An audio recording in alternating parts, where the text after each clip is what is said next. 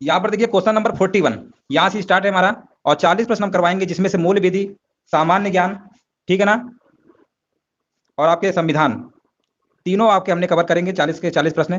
चलिए 41 नंबर का आंसर बताइए क्या होगा। आयकर अधिनियम 1961 कब से लागू है? ऑप्शन आपके दिए गए 1 अप्रैल 1961, 1 अप्रैल 1962, 20 अप्रैल 1962 और 5 सितंबर 1961। जवाब दीजिए, इसका सही आंसर क्या होगा।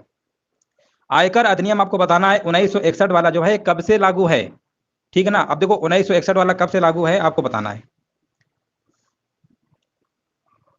देखिए ये जो अधिनियम 1961 वाला है, ये आपका 1 अप्रैल 1962 से 1 अप्रैल 1962 से संपूर्ण भारत में क्या है, लागू है, पूरे भारत में लागू है। तो इसका राइट आंसर क्या होगा, ऑप्शन नंबर बी क्या होगा, करेक्ट हो जाएगा। ऑप्शन नंबर बी करेक्ट हो जाएगा। चलिए जवाब देते रहिए और आगे बढ़ते हैं। क्वेश्चन नंबर 42 यहाँ पर देखिए लिखा हुआ है, निम्नलिखित में से कौन सा सूचना का अधिकार अधिनियम 2005 के अंतर्गत परिभाषित किया गया है, आपको बताना है। ऑप्शन हमारे दिए गए हैं, समुचित सरकार, सक्षम प्राधिकारी, सूचना या उपर्युक्त सभी। बताना है सूचना का जो अधिकार है ना, वैसे देखिए सूचना का जो अधिकार अधिनियम है 2005 के अंतर्गत बताया गया है, 2005 में इसका अधिनियम आया था, ठीक है ना। सूचना का अधिकार, ये अगर पूछ ले कि सूचना का अधिकार अधिनियम कब आया था, कब परिभाषित किया गया था, 2005 में परिभाषित किया गया था। तो यहाँ पर बोला गया समुचित सरकार, सक्षम अधिकारी, सूचना, उपर्युक्त सभी। तो यहाँ पर जो इसका राइट आंसर आपका होगा, यहाँ पर समुचित सरकार भी होगा, सक्षम जो आपका लिखा हुआ है प्राधिकारी ये भी होगा, सूचना, यानी कुल मिला के जो इसका अधिनियम 2005 है ना, सबको शामिल किया गया है। तो ऑप्शन नंबर इसका जाएगा डी नंबर के साथ। 42 नंबर को जो राइट आंसर होगा, डी नंबर करेक्ट आंसर हो जाएगा, ठीक है ना। चलिए वाइस वगैरह क्लियर है। चलिए यहाँ पर जवाब देते रहिए, बहुत बढ़िया देखिए जवाब आ रहा है। और हमारे भी नितिन मौर्य भी जुड़ चुके हैं। गुड इवनिंग सभी को, गुड इवनिंग। चलिए यहाँ पर देखिए, आप अगर डेली जुड़ेंगे ना तो हम आपको डेली, अब देखिए आज से आप आपकी हमने तैयारी शुरू कर दी है। इसमें क्या है ना कि देखिए मूल विधि है, संविधान है, सामान्य ज्ञान, तीनों को आपका एक वेटेज लेके चलना है। तीनों से क्वेश्चन बनेंगे 40 नंबर के। ऐसा तो है नहीं कि मूल विधि पूरा आएगा 40 का 40, या ये संविधान ही पूरा आएगा, या तो फिर सामान्य ज्ञान, सब मिक्स होगा ना। तो उसी लेवल का पढ़िए जिस लेवल का आपके पेपर में पूछा जाएगा। तो 40 प्रश्न की हम आपको सीरीज स्टार्ट कर दिए आज से, और ये कंटिन्यू चलती रहेगी परीक्षा तक। आप इसमें पर डे करिएगा 40 प्रश्न, गारंटी दे रहे हैं कि आपकी जीके और ये जो संविधान मूल विधि है ना बहुत अच्छी हो जाएगी। चलिए 43 नंबर का आंसर दीजिए क्या होगा। किस प्रकार का virus Word, Excel, PowerPoint और अन्य डेटा फाइलों को संक्रमित करता है? देखो वायरस की बात हो रही है, संक्रमित करता है। तो वायरस से ही देखिए यहाँ पर सभी में तो वायरस लिखा हुआ है, लेकिन आपको बताना ऐसा कौन सा वायरस है। तो दोस्तों याद रखिएगा, ये हमारा माइक्रो वायरस होता है। ये माइक्रो वायरस किस प्रकार का वायरस है? माइक्रो वायरस जो वर्ड, एक्सेल, पावर पॉइंट और अन्य डाटा फाइलों क्या कर देता है, संक्रमित करता है, यानी उस फाइल को करेक्ट कर देता है एक तरीके से वायरस, ठीक है ना। तो इसको माइक्रो भाषा में लिखा जाता है, इसीलिए इसको हम क्या बोलते हैं, माइक्रो वायरस बोलते हैं। ऑप्शन नंबर इसका सी नंबर करेक्ट आंसर हो जाएगा। आगे हम बढ़ते हैं। यहाँ पर देखिए पूछा गया सूचना प्रौद्योगिकी अधिनियम 2000 कब लागू हुआ, आपको बताना है। सूचना प्रौद्योगिकी अधिनियम 2000 जो है कब लागू हुआ है, आपको डेट बताना है, कौन सी तारीख है। चलिए ऑप्शन हमारे दिए गए हैं, बहुत बढ़िया। देखिए जवाब आप लोगों को याद है, बहुत अच्छी बात है। जितना आप जवाब देंगे क्वेश्चन की, मतलब क्वेश्चन आंसर देने की, जवाब देने की कोशिश करेंगे ना, तो उससे आपके अंदर कॉन्फिडेंस आएगा और आपको लगेगा कि हाँ हमारी तैयारी अच्छी है। यहाँ हम प्रैक्टिस करवा रहे हैं, बाकी आप बेसिक वगैरह बुक से पढ़ते रहिए, बाकी आपको प्रैक्टिस करना है। तो यहाँ पर आइए 8 बजे आपकी अच्छी से प्रैक्टिस होगी। 44 नंबर का आंसर आ गया है। चलिए बहुत बढ़िया, इसका राइट आंसर क्या होगा, 17 अक्टूबर 2000। याद रखिएगा 2000 तो सभी भी लिखा हुआ था, 2000 तो अधिनियम ही लिखा हुआ है, तो यहाँ पर डेट कौन सी है, 17 अक्टूबर होगा राइट आंसर, ठीक है ना। ऑप्शन नंबर बी क्या होगा, करेक्ट आंसर हो जाएगा। नेक्स्ट प्रश्न हमारा पूछा गया है, ये देखिए ये वाला हमने आपको बताया था, संविधान के किन अनुच्छेदों के अंतर्गत उच्च न्यायालय और उच्चतम न्यायालय में जनहित याचिका दायर की जा सकती है। यहां पर जब हमारे मूल अधिकारों का हनन होता है, आर्टिकल 32 आपने पढ़ा होगा, मूल अधिकार हमारे आर्टिकल 12 नंबर से लेकर 35 नंबर के बीच में बताया गया है, और जो 32 नंबर है यही तो हमारा सुप्रीम कोर्ट रक्षा करता है। आर्टिकल 32 है, इसी वजह से हमारा मौलिक अधिकार बचा हुआ है। अगर आर्टिकल 32 नहीं होता तो हमारे मौलिक अधिकार का कोई मतलब ही नहीं रहता, ठीक है ना। तो यहाँ पर यहाँ पर उच्च न्यायालय, उच्चतम न्यायालय, यहाँ पर एक रिट जारी की जाती है जब हमारे मौलिक अधिकारों का हनन होगा। इसकी रक्षा सुप्रीम कोर्ट करती है, आपको पता होगा। तो यहाँ पर बताया गया कौन कौन सी रिटें जारी होती हैं। तो यहाँ पर देखिए आपको याद होना चाहिए, उच्च न्यायालय जो है आपका 226, और यहाँ पर सुप्रीम कोर्ट है। 5 प्रकार की रिटें दायर होती है ना, 5 प्रकार की रिटें होती हैं। अब 32 नंबर पे आर्टिकल में किसका है, 32 नंबर पे आपका है सुप्रीम कोर्ट का। याद रखिएगा 45 नंबर का सी नंबर क्या होगा, करेक्ट आंसर हो जाएगा। उम्मीद है समझ गए होंगे। आगे हम बढ़ते हैं। चलिए इसका आंसर बताइए क्या होगा। भूमि अधिग्रहण अधिनियम 2013 के अनुसार सरकार जिन उद्देश्यों से भूमि अधिग्रहण कर सकती है वे आपको बताना है, कौन से होंगे। पी नंबर पे लिखा हुआ है सार्वजनिक प्रयोजन हेतु, और यहाँ पर लिखा हुआ है, हाँ बिल्कुल सही है। किसी भी प्रश्न में देखिए अगर आपको डाउट होगा ना तो आप जरूर बता दीजिएगा। 45 नंबर का, 45 नंबर का सी, हमने भी तो सी बताया है ना, 45 का सी, हाँ बिल्कुल सही है। चलो किसी भी प्रश्न में डाउट हो तो आप जरूर पूछ लीजिएगा। यहाँ पर इसका आंसर बताइए क्या होगा। लिखा हुआ है सार्वजनिक प्रयोजन हेतु, और क्यू नंबर पे लिखा हुआ है प्राकृतिक आपदाओं से प्रभावित क्षेत्रों में रहने वाले लोगों के लिए परियोजनाएं हेतु, ठीक है ना। 46 नंबर आपको आंसर बताना है क्या हो। और भी कुछ लिखा हुआ है क्या, चलो यहाँ पर आपको बताना है पी क्यू आर, आर तो है नहीं, अच्छा आर पी क्यू है ना, केवल पी क्यू ही तो है, आर यहाँ पर दिया ही नहीं है। ये क्वेश्चन लग रहा है थोड़ा सा कुछ मिस्टेक हो गया है, ठीक है ना। चलो कोई बात नहीं है, खींचने में हो सकता है पूरा क्वेश्चन नहीं आया होगा। चलो यहाँ पर पी और क्यू के हिसाब से देखिए ना, तो ये भी आपका 2013 के अनुसार सरकार जिन उद्देश्यों से भूमि अधिग्रहण कर सकती है ना, वो सार्वजनिक प्रयोजन हेतु बिल्कुल कर सकती है। प्राकृतिक आपदाओं से प्रभावित क्षेत्रों में ये भी कर सकती है। तो पी और क्यू आपका सही होगा, ठीक है ना। लेकिन यहाँ पर आर का भी बात हो रहा है, आर होता तो हो सकता था ऊपर सभी हो जाता, लेकिन चलिए इस क्वेश्चन के हिसाब से आपके दोनों सही हो जाएंगे। चलिए आगे बताइए, इसका नंबर क्या होगा। उत्तर प्रदेश राजस्व संहिता 2006 किस तिथि से लागू है, आपको बताना है। उत्तर प्रदेश राजस्व संहिता 2006 जो है किस तिथि से लागू है, आपको तारीख बताना है। देखिए दोस्तों, जितनी भी आपकी तारीख वगैरह है ना, उनको बार बार पढ़िए, अच्छे से पढ़िए, आपकी याद हो जाएंगी, ठीक है ना। देखिए 2006 की जितनी धाराएं आपकी 1, 4, 5, 6, ठीक है ना, 2, 3 नहीं है, 1 है, 4 है, 5 है, फिर 6, 7, 8, 9, 10, 11, 12, 13, 14, 15, इस तरीके से आपका 18, 19 इस तरीके की पूरी धाराएं, ठीक है ना। तो यहाँ पर बोला गया है कि कब से लागू है, तो ये आपकी 18 दिसंबर 2015 से लागू है। याद रखिएगा, इसका राइट आंसर क्या होगा, option number D number correct हो जाएगा।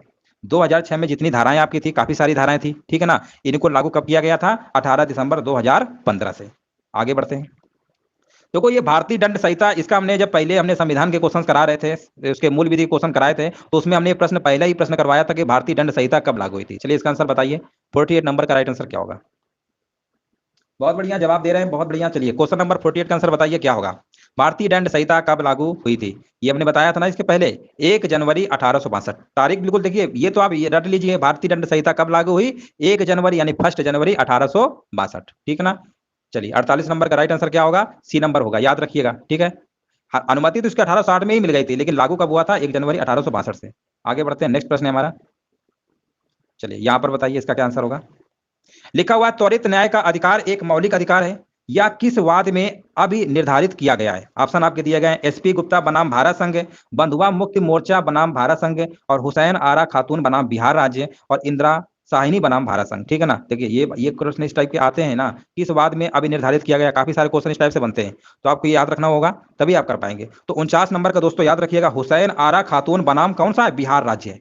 हुसैन आरा खातून बनाम बिहार राज्य, त्वरित न्याय का अधिकार एक मौलिक अधिकार है या किस वाद में अभी निर्धारित किया गया है, हुसैन आरा, ये हुसैन आरा खातून का मतलब होगा केस, बनाम बिहार राज्य से संबंधित है, तो ऑप्शन नंबर इसका क्या होगा, सी नंबर करेक्ट हो जाएगा, ठीक है ना। चलिए मौलिक अधिकार है, और यहाँ पर याद रखिएगा जीवन, इसकी मतलब मौलिक अधिकार क्या, सुप्रीम कोर्ट की रक्षा करती है ना इसकी, और गारंटी जीवन का अधिकार के तहत दी जाती है ना। चलिए मौलिक अधिकारों को आर्टिकल 1921, चलो ठीक है आगे बढ़ते हैं।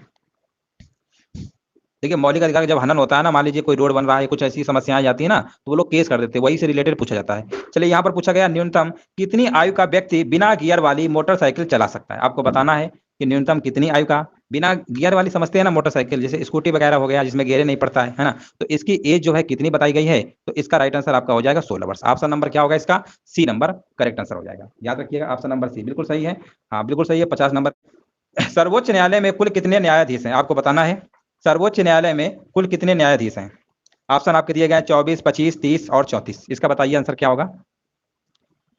देखिए यहाँ पर वर्तमान में आपको बताना है, यहाँ पर संशोधन अधिनियम 2019 के अनुसार बताना है, तो जो संशोधन 2019 में हुआ है, तो इसमें क्या बताया गया, 33 तो आपके अन्य न्यायाधीश रहेंगे, एक आपका मेन रहेगा, टोटल जोड़ देंगे तो टोटल हमारा कितना होगा, 34। इस प्रश्न का राइट आंसर कितना होगा, डी नंबर करेक्ट आंसर हो जाएगा। 51 नंबर का राइट आंसर क्या होगा, डी नंबर करेक्ट आंसर हो जाएगा।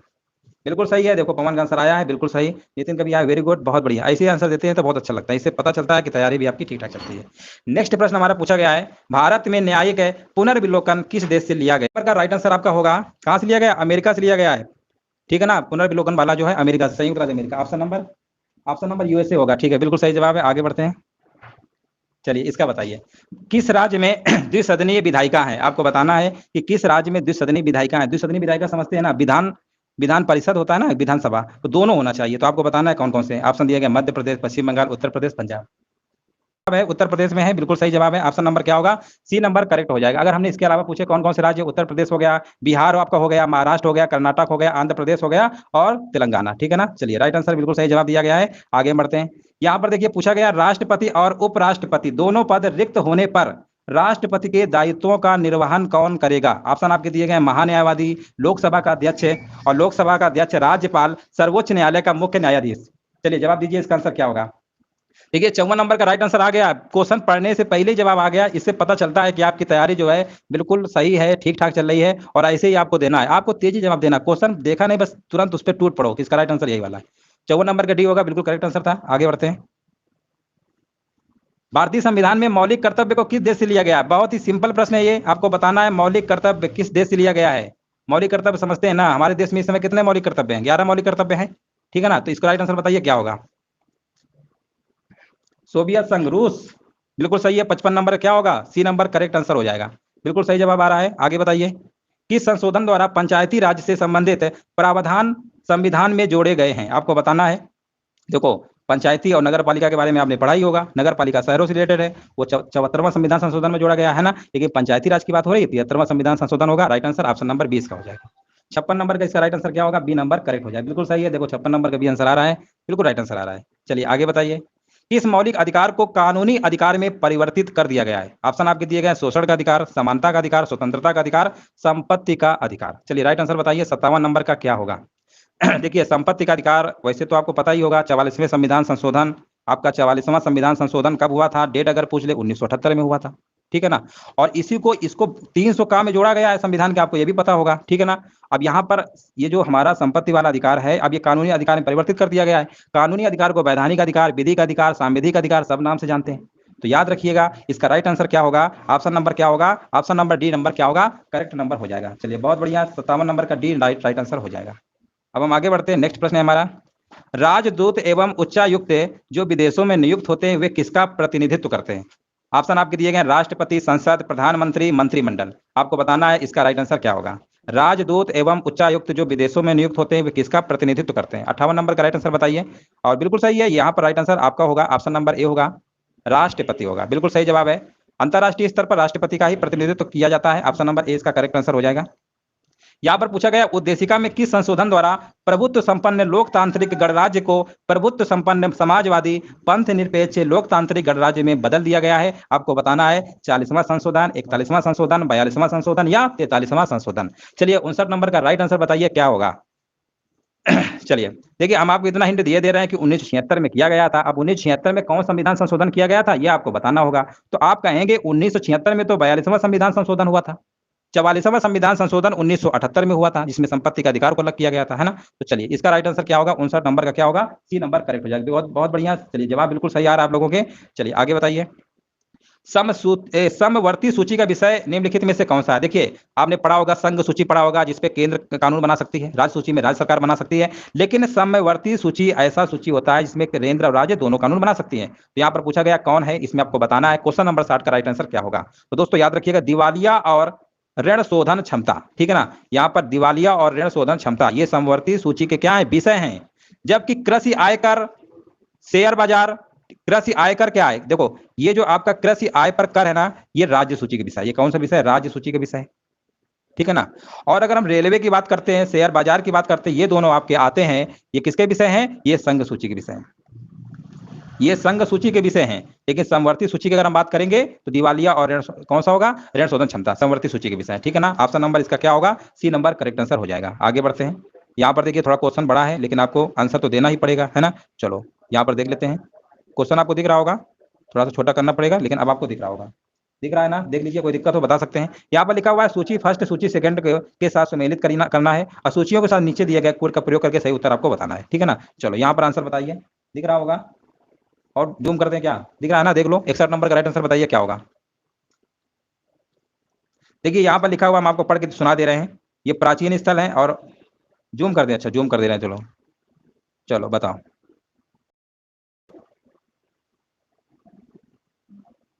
चलो अब सही है, अब दिख रहा होगा। चलो अब बताइए, चलिए अब बताइए इसका आंसर क्या होगा। देखिए, मोहनजोदड़ो, जुता हुआ खेत, लोथल, कालीबंगा, इस तरीके से एबीसीडी दिया हुआ है, आपको बताना है, मैचिंग कराना है, इसका राइट आंसर क्या होगा। देखिए यहाँ पर अगर हम बात करते हैं हड़प्पा सभ्यता के स्थलों में, ठीक है ना, तो यहाँ पर देखो पहले का क्या होगा, यहाँ पर मोहनजोदड़ो की बात हो रही है ना। तो मोहनजोदड़ो क्या है? अन्नागार के साक्ष्य मिले हैं, तो यहाँ पर इसका आंसर क्या होगा? ए नंबर का थर्ड वाला हो जाएगा, इस तरीके से होगा, ठीक है ना। चलिए आगे बढ़ते हैं। अब लोथल की बात करते हैं ना, तो बी नंबर का आपका होगा गोदीबाड़ा। बी नंबर का क्या होगा? गोदीबाड़ा। देखिए यहाँ पर दो तो आपको याद होना ही चाहिए कम से कम, तभी तो आप कर पाएंगे, ठीक है ना। कालीबंगा से आपकी अगर हम बात करते हैं ना, तो जूता हुआ खेत है। कालीबंगा से रिलेटेड क्या है? जूता हुआ खेत, ठीक है। अब बचा कौन सा? बनावली। बनावली से क्या है? पक्की मीटों का बना हुआ हल की प्रकृति। ये देखिए, ये प्राचीन स्थल है और ये पुरातत्विक खोज किए गए हैं। तो इनको मैचिंग करवाना था, तो ऑप्शन नंबर इसका कौन सा होगा? डी नंबर करेक्ट आंसर हो जाएगा। आगे हम बढ़ते हैं। यहां पर आपको बताना है त्रयी शब्द से क्या तात्पर्य है? त्रयी समझते हैं ना? त्रयी आपको बताना है। ऋग्वेद, सामवेद, यजुर्वेद को सम्मिलित रूप से क्या बोलते हैं? त्रयी के नाम से जानते हैं। यहाँ पर 3 प्रकार से आपके वेद आते हैं, ऋग्वेद, सामवेद और यजुर्वेद। इसी को हम त्रयी के नाम से जानते हैं। आपको बताना है कि इसका तात्पर्य क्या है। तो इसका तात्पर्य यही है, ऋग्वेद, सामवेद और यजुर्वेद, इसी का तात्पर्य है और इन्हीं को हम बोला जाता है। ठीक है ना? चलिए, और अगर हम बात करते हैं बुद्ध, धम्म और इस तरीके के वर्ड आपने सुना ही होगा, संघ, ये बौद्ध धर्म के त्रिरत्न होते हैं, याद रखिएगा। बुद्ध धर्म और ये संघ, ये बौद्ध धर्म के होते हैं, लेकिन यहाँ पर त्रयी पूछा। त्रयी का मतलब होता है ऋग्वेद, सामवेद और यजुर्वेद, यानी ऑप्शन नंबर डी इसका करेक्ट आंसर हो जाएगा। यहाँ पर देखिए पूछा गया क्वेश्चन नंबर 63 में, निम्नलिखित में से कौन सा कथन इल्तुतमिश के संबंध में सही नहीं है? आपको बताना है इनमें से कौन सा कथन जो है इल्तुतमिश के संबंध में सही नहीं है। चलिए जवाब दीजिए, इसका राइट आंसर क्या होगा 63 का? तो देखिए यहाँ पर लिखा हुआ है, उसने एकता व्यवस्था का प्रचलन किया था, उसने तुर्कान ए चेलगानी का गठन किया था, उसने नियामत ए खुदाई के सिद्धांत का प्रतिपादन किया था, उसने सल्तनत काल में सर्वप्रथम शुद्धि अरबी सिक्के चलाए थे। देखो यहाँ पर आपको बताना है कौन सा सही नहीं है। ठीक है ना? इसमें 3 तो ऐसे आपके होंगे जो बिल्कुल सही होंगे, एक कौन सा सही नहीं है? तो देखो, उसने एकता व्यवस्था प्रचलन किया, सही है, ये भी आपका सही है। ठीक है ना? उसने तुर्कान चिहलगानी का गठन भी किया था, उसने सल्तनत काल में सर्वप्रथम युद्ध शुद्ध सरबी सिक्के चलाए थे, ये भी आपका सही है। लेकिन ऑप्शन नंबर इसका जो सी वाला है, उसने नियामत एक खुदाई के सिद्धांत का प्रतिपादन नहीं किया था। ठीक है ना? इसका जो राइट आंसर आपका क्या होगा? ऑप्शन नंबर क्या होगा? सी हो जाएगा। ठीक है ना? चलिए, अब ये आप कहेंगे नियामत है खुदाई का सिद्धांत अगर इल्तुतमिश ने नहीं किया तो फिर किसने किया था? तो याद रखिएगा, बलबन ने किया था। किसने किया था? बलबन ने किया था। इसीलिए आपका ये तीसरा वाला क्या हो जाएगा? गलत हो जाएगा। आगे बढ़ते हैं। बक्सर का युद्ध कब लड़ा गया था? कई बार परीक्षा में पूछा गया। प्लासी का युद्ध 1757 में लड़ा गया है। बक्सर का युद्ध कब लड़ा गया था? 1764 में लड़ा गया था। ये आपके बिल्कुल दिमाग में बिल्कुल बसा होना चाहिए। जैसे बक्सर प्लासी का पूछे, आपको सीधे 1764 पे ही आपका टिक होना चाहिए। ठीक है ना? चलिए, ये आपको पता होगा। चलिए आगे बढ़ते हैं। यहाँ पर आपको बताना, क्षेत्रफल का, भारत का क्षेत्रफल विश्व के कुल क्षेत्रफल का 2.4% है, बिल्कुल सही है। जबकि इसकी जनसंख्या विश्व की कुल जनसंख्या का लगभग कितने प्रतिशत है? देखो, क्षेत्रफल के बारे में तो इन्होंने बता दिया है। अब पूछा गया है कि भारत की जो जनसंख्या है वो विश्व की कुल जनसंख्या का कितने प्रतिशत है? आपको बताना है 17.5% है। याद रखिएगा, भारत की जनसंख्या कितनी है? 17.5% है। लगभग 1,30,00,000 के आसपास जनसंख्या टोटल है ना? चलिए, इसका राइट आंसर कितना होगा? 130 करोड़ है ना जनसंख्या, तो ऑप्शन नंबर इसका क्या होगा? 17.5% होगा। ठीक है, बिल्कुल सही है, 17.5% राइट आंसर आया हुआ है। आगे बताइए। कर्क रेखा निम्नलिखित में से किन राज्यों से होकर गुजरती है? नीचे दिए गए कोट में से सही उत्तर आपको चुनाव करना है। ऑप्शन दिए गए छत्तीसगढ़, उत्तर प्रदेश, असम, झारखंड। देखिए, जनरल प्रश्न है, आप लोगों ने ज्योग्राफी वगैरह पढ़ा होगा अच्छे से, भूगोल वगैरह, आपको पता होगा कि कर्क रेखा जो है भारत के 8 राज्यों से होकर जाती है। गुजरात, राजस्थान, मध्य प्रदेश, छत्तीसगढ़, झारखंड, पश्चिम बंगाल, त्रिपुरा और मिजोरम से होकर जाती है। ठीक है ना? तो यहाँ पर बोला गया है कि इस सही उत्तर को चुनाव करना है तो छत्तीसगढ़ से जाती है। ठीक है ना? छत्तीसगढ़ से जाती है, झारखंड से भी जाती है। उत्तर प्रदेश असम से कब से जाने लगी? गुजरात से जाती है, राजस्थान जाती है, उत्तर प्रदेश थोड़ा जाती है कर्क रेखा। तो बस ऑप्शन नंबर इसका क्या होगा? Option number D number correct answer हो जाएगा। चलिए, देखिए यहाँ पर आपको डीपली जानकारी होगी तभी आप ऐसे प्रश्नों को कर पाएंगे, नहीं होगी तो फिर आप गलत कर देंगे। चलो, इसका आंसर बताइए, यहाँ पर आपको मिलाना है। चलिए मिलाइए, इसका आंसर बताइए क्या होगा। सूची फर्स्ट, सूची सेकंड को मिलाइए। देखो, ये अभी यूपी टेट का एग्जाम हुआ था अभी हाल ही में, तो वहां पर पूछा गया था ना, मंगल ग्रह के 2 उपग्रह कौन कौन से थे? बताइए।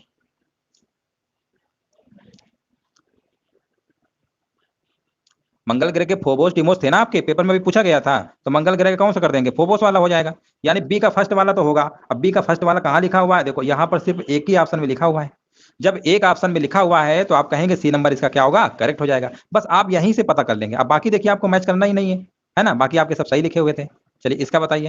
देखो, थोड़ा करंट अफेयर्स का प्रश्न आ गया है, आपको करंट अफेयर्स के भी मिलेंगे। 12 मई 2021 को प्रतिष्ठित पत्रिका फोर्ब्स में विश्व के सबसे अधिक कमाई करने वाले शीर्ष 10 एथलीटों की सूची जारी की गई है। इस सूची में शीर्ष स्थान पर कौन है? आपको बताना है, लियोनेल मेसी, कोनोर मैकग्रेगर या डैक प्रिस्कॉट या क्रिस्टियानो रोनाल्डो। आपको नाम बताना है, करंट अफेयर्स का प्रश्न है। चलिए, जितेंद्र कुमार हमारे बीच जुड़ चुके हैं। Good evening Jitendra, good evening. चलिए, यहाँ पर क्वेश्चन नंबर 68 का राइट आंसर बताइए क्या होगा? करंट अफेयर्स का है। तो दोस्तों याद रखिएगा, 12 मई 2021 को जो प्रतिष्ठित पत्रिका फोर्ब्स होती है ना, आपने देखा होगा, विश्व के सबसे अधिक कमाई करने वाले 10 एथलीटों की सूची जारी की गई है। इसमें जो शीर्ष स्थान पर है, एथलीट का नाम बताना है आपको, कौन है प्रथम स्थान पे, है ना? तो यहाँ पर आपके जो है कोनोर मैक ग्रेगर, याद रखिएगा नाम थोड़ा वैसा है, कोनोर मैक ग्रेगर, ये आपके पहले नंबर पे चुने गए हैं। ठीक है ना? लियोनेल मेसी जो है आपके दूसरे नंबर पे हैं, अर्जेंटीना के हैं। ये आपके कौन से देश के? आयरलैंड के हैं। ये आपके कौन से देश के? आयरलैंड के। याद रखिएगा, एथलीट है, आयरलैंड के।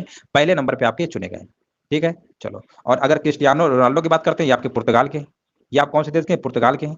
ये आपके तीसरे नंबर पे हैं। ठीक है ना? चलिए, और ये आपके जो डैक प्रिस्कॉट है, ये आपके अमेरिका के हैं और ये चौथे नंबर पे। चलो हमने सब आपको एक्सप्लेन कर दिया, आगे हम बढ़ते हैं। प्रधानमंत्री जीवन ज्योति बीमा की जो वार्षिक प्रीमियम है कितने रुपए आपको बताना है कि जो ये योजना है आपकी जीवन ज्योति बीमा योजना है, इसकी वार्षिक प्रीमियम आपको बताना है कितने रुपया है। 69 का राइट आंसर बताइए क्या होगा। देखिए ये जो योजना है आपको पता होगा 9 मई 2015 को प्रधानमंत्री नरेंद्र मोदी द्वारा स्टार्ट किया गया था, ठीक है ना। और यहाँ पर आपको बताना है कितने रुपए, तो याद रखिएगा 330 रुपया है प्रति सदस्य, ठीक है ना। 330 रुपया प्रति सदस्य है। ऑप्शन नंबर इसका क्या होगा, डी नंबर करेक्ट आंसर हो जाएगा। चलिए यहाँ पर बताइए इसका आंसर क्या होगा। योजना आयोग के स्थान पर नीति आयोग का गठन कब हुआ था। देखिए आपको पहले पता होगा, आपका पहले योजना आयोग चलता था, फिर प्रधानमंत्री मोदी जी ने नीति आयोग कर दिया है ना, चेंज कर दिया। तो आपको बताना है कब किया गया था, ठीक है ना। चलिए राइट आंसर बताइए कब किया गया था। जब प्रधानमंत्री बने थे उसके जस्ट 1 साल बाद हुआ था। तो आप कहेंगे कब हुआ था, 1 जनवरी 2015। 1 जनवरी 2015 तारीख भी याद रखिएगा। 2015 तो सब में दिया हुआ था, पी और डी में भी दिया हुआ था, लेकिन आपको याद भी रखना 1 जनवरी यानी 1 जनवरी 2015 को किया गया था। वर्तमान में इसके उपाध्यक्ष कौन है, डॉक्टर राजीव कुमार है, याद रखिएगा। आगे हम बढ़ते हैं। चलिए फटाफट 10 प्रश्न बचे हुए हैं, फटाफट कर लेते हैं जल्दी से, और आपके 40 प्रश्न इस तरीके से कंप्लीट हो जाएंगे।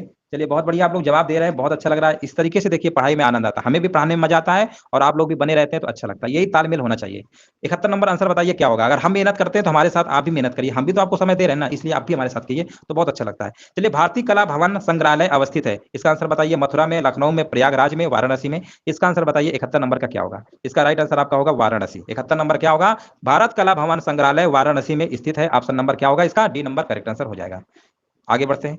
अब देखो ये इतना सिंपल प्रश्न पूछ लेगा पेपर में, यूपीएसआई में, आप तो कर ही देंगे। विद्युत शक्ति की इकाई क्या होती है, विद्युत शक्ति की इकाई क्या होती है, आपको बताना है। 72 नंबर का आंसर क्या होगा, विद्युत शक्ति।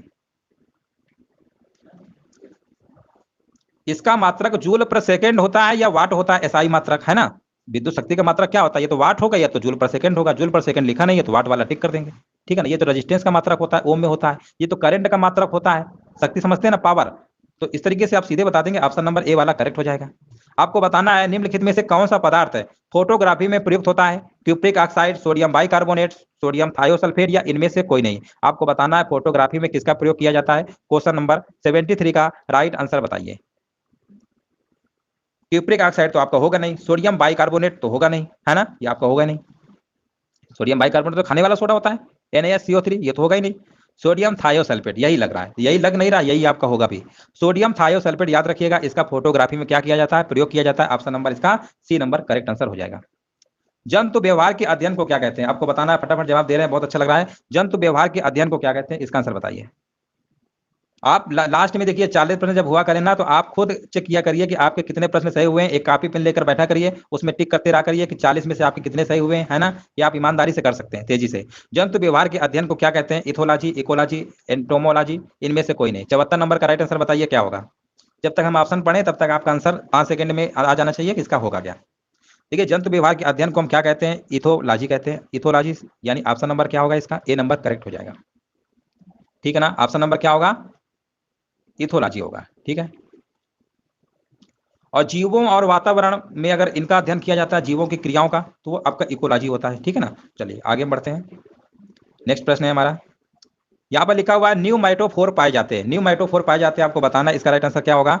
राइजोफोरम पाए जाते हैं या एविसीनिया में या सोनेरेसिया में या उपर्युक्त सभी में। आपको बताना न्यूमैटोफोर पाए जाते हैं। अब न्यूमैटोफोर होता क्या है, ये श्वसन में क्या होते हैं, सहायक होते हैं, ठीक है ना। ये श्वसन में क्या होते हैं, सहायक होते हैं। तो आपको बताना इसका राइट आंसर क्या होगा। तो देखिए यहाँ पर अगर हम बात करते हैं, एक तरीके से श्वसन में सहायक होते हैं, ठीक है ना।